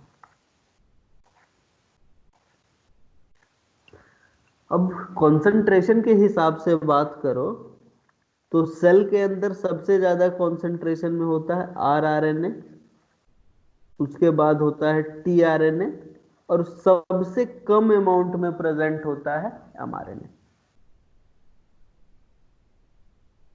तो आर आरएनए को आइसोलेट करना कोई बड़ी बात नहीं होगी, क्योंकि सबसे ज्यादा कंसंट्रेशन में है, तुम आर आरएनए को ज्यादा आसानी से आइसोलेट कर सकते हो। या फिर सीधा सीधा तुम राइबोसोम से आइसोलेट करो तो तुम डायरेक्टली आरआरएनए को आइसोलेट कर पाओगे। टीआरएनए का आइसोलेशन भी उतना ज्यादा मुश्किल नहीं है, लेकिन एमआरएनए जो सेल के अंदर सबसे कम कॉन्सेंट्रेशन में पाया जाता है, उसका आइसोलेशन थोड़ा सा मुश्किल होता है। तो तुम क्या कर सकते हो, यूकैरियोट्स के केस में एमआरएनए के आइसोलेशन को थोड़ा सा इजी बना सकते हो।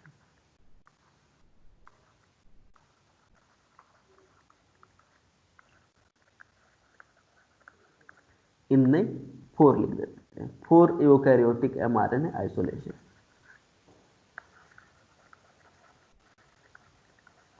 तुम एक स्टेप फॉलो कर सकते हो जिसका नाम है एफिनिटी क्रोमेटोग्राफी।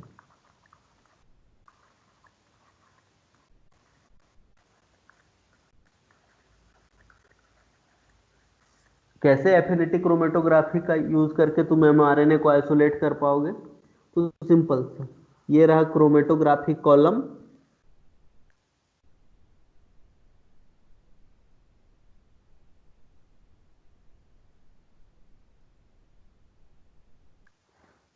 इस क्रोमेटोग्राफी कॉलम में तुमने बीड रखा हुआ है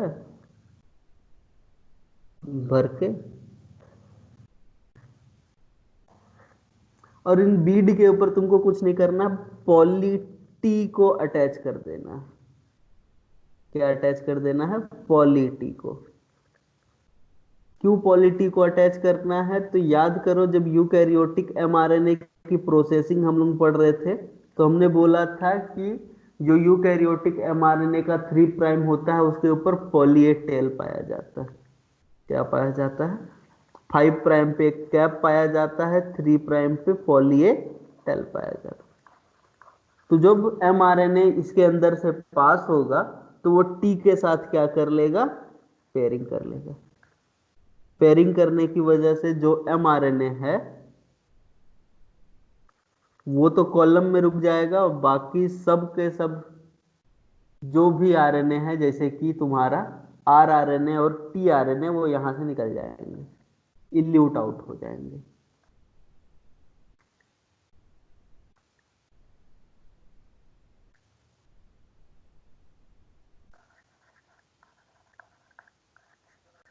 तो एमआरएनए जिसका कॉन्सेंट्रेशन सेल के अंदर कम होता है, उसको आइसोलेट करने के लिए हम लोग एफिनिटी क्रोमेटोग्राफी का यूज कर सकते हैं। एफिनिटी क्रोमेटोग्राफी में पॉली टी को अटैच कर देंगे विथ द बीड,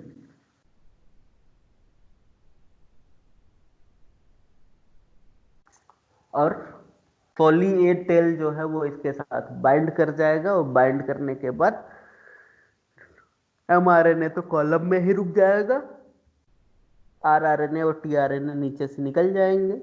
फिर बाद में सॉल्ट का कॉन्सेंट्रेशन बढ़ा के तुम क्या कर सकते हो, आसानी से एमआरएनए को आइसोलेट कर सकते हो।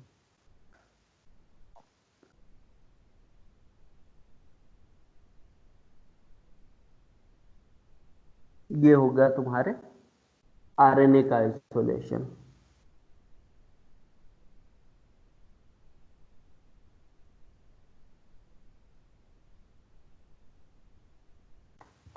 सेम इसी तरीके से प्रोटीन को भी आइसोलेट कर सकते हो तुम। उसमें भी कुछ नहीं करना रहता है, वही सेल का लाइसिस करवा दो और प्रोटीन को आइसोलेट कर लो। बस प्रोटीन को आइसोलेट करने के लिए जो बफर बनेगा वो प्रोटीन आइसोलेशन बफर होगा। तो प्रोटीन आइसोलेशन बफर बनाओगे तो तुम्हारा प्रोटीन जो है वो आइसोलेट हो जाएगा। ज्यादा कोई अंतर नहीं है, जैसे डीएनए और आरएनए को आइसोलेट किया तुमने, प्रोटीन को भी सेम उसी तरीके से आइसोलेट कर पाओगे, लेकिन वहां पे भी सेल का लाइसिस कराना ही पड़ेगा।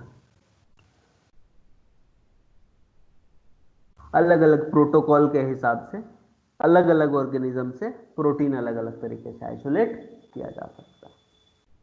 और एक बार जब प्रोटीन आइसोलेट हो गया है तो बाद में हम लोग उसको जेल इलेक्ट्रोफोरेसिस से स्टडी कर सकते हैं। तो कल के दिन हम लोग यही देख लेंगे, जेल इलेक्ट्रोफोरेसिस की स्टडी कैसे करते हैं हम लोग, उससे क्या क्या चीज़ें पता चल सकता है हम लोग को। आज के लिए यहीं पे ख़त्म करते हैं कहानी।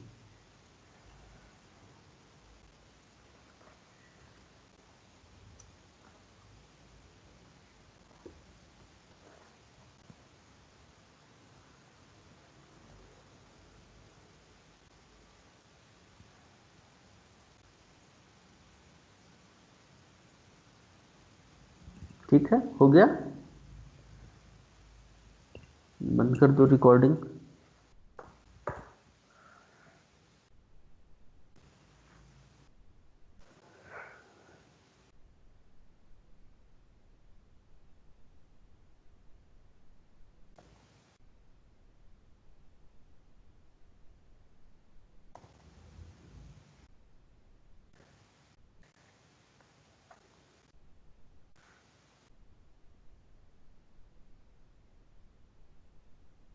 रिकॉर्डिंग बंद कर दो। कौन कर रहा है रिकॉर्डिंग? आरती।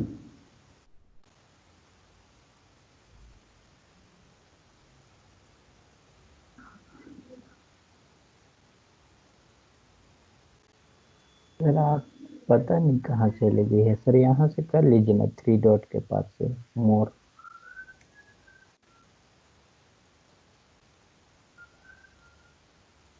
नहीं होगा ना।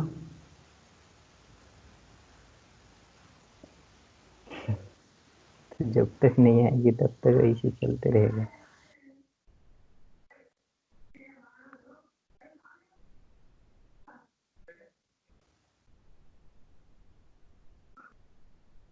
हो गया, एग्जिट मारो, कहानी अपने आप खत्म हो जाएगी।